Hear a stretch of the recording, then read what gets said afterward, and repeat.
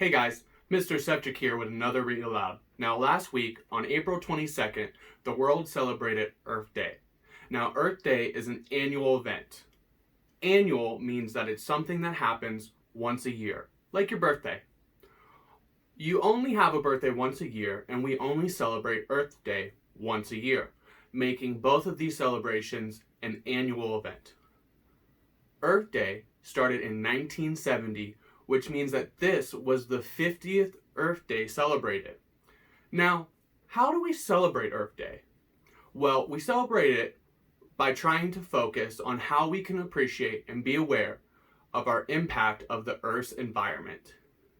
Now, the easiest way to explain what an environment is that it's the surrounding or conditions in which a person, animal, or planet lives.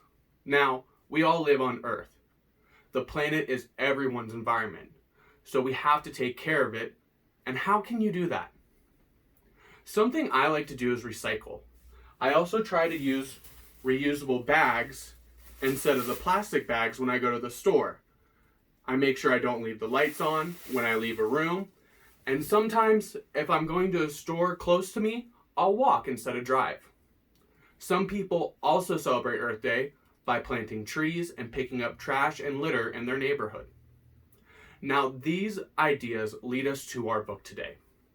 Today, we are going to read The Giving Tree by Shel Silverstein. Like the tree in the story, it gives a lot to the one character, the boy.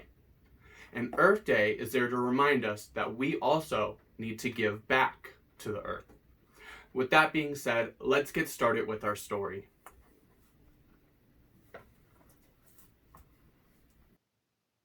The Giving Tree by Shel Silverstein. Once there was a tree, and she loved a little boy. And every day the boy would come, and he would gather her leaves and make them into crowns and play king of the forest. He would climb up her trunk and swing from her branches and eat apples. And they would play hide and go seek. And when he was tired, he would sleep in her shade. And the boy loved the tree very much, and the tree was happy. But time went by, and the boy grew older, and the tree was often alone. Then one day, the boy came to the tree, and the tree said, "Come, boy, come and climb up my trunk, and swing from my branches, and eat apples, and play in my shade, and be happy." "I'm too big to climb and play," said the boy. "I want to buy things and have fun. I want some money. Can you give me some money?" "I'm sorry," said the tree, "but I have no money. I have only leaves and apples. Take my apples, boy, and sell them in the city. Then you will have money and you will be happy." And so the boy climbed up the tree and gathered her apples and carried them away. And the tree was happy. But the boy stayed away for a long time, and the tree was sad. And then one day, the boy came back, and the tree shook with joy. She said, "Come, boy, climb up my trunk, and swing from my branches, and be happy." "I'm too busy to climb trees," said the boy. "I want a house to keep me warm," he said. "I want a wife and I want children. and so I need a house. Can you give me a house?" "I have no house," said the tree. "The forest is my house, but you may cut off my branches and build a house. Then you will be happy." And so the boy cut off her branches and carried them away to build his house. And the tree was happy. But the boy stayed away for a long time, and when he came back, the tree was so happy she could hardly speak. "Come, boy," she whispered, "come and play." "I'm too old and sad to play," said the boy. "I want a boat that will take me far away from here. Can you give me a boat?" "Cut down my trunk and make a boat," said the tree. "Then you can sail away and be happy."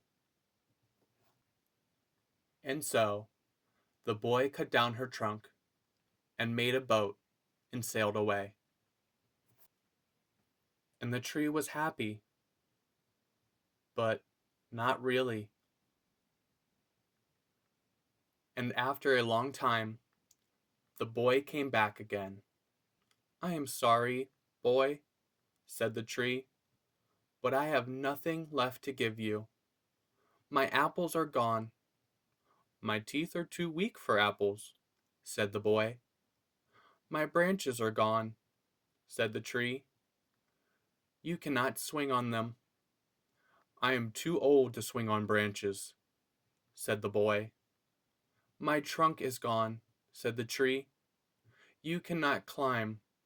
"I am too tired to climb," said the boy. "I am sorry," sighed the tree. "I wish that I could give you something, but I have nothing left. I am just an old stump.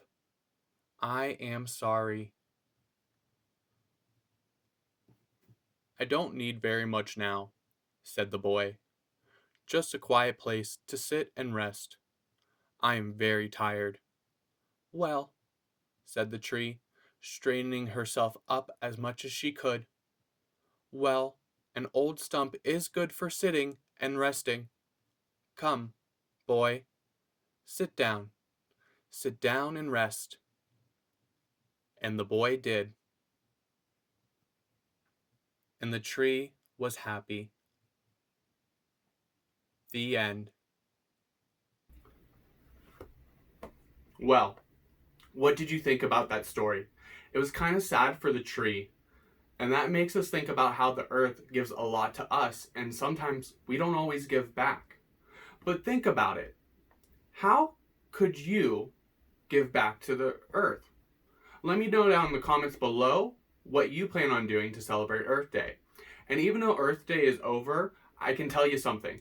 You can do these things any time of the year, including being careful with how much electricity you're using, reusing and recycling, and picking up trash. These are things that you can do all year round.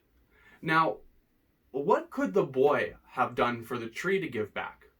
You can also tell me some of your ideas down in the comments below. Anyways, I hope you guys liked it. Make sure you like and subscribe, and I'll see you guys in the next one.